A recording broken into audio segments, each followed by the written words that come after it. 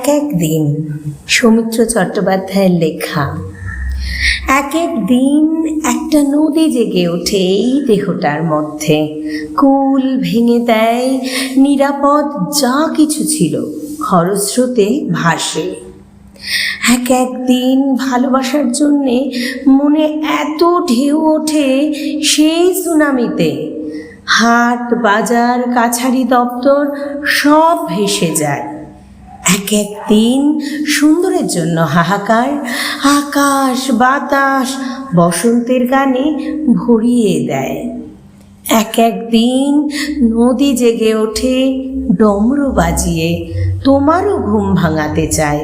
বসন্তের গানটাও সেদিন বুঝি বলতে চায়, যেদিন থাকবো না সেদিনও ভালোবেসো।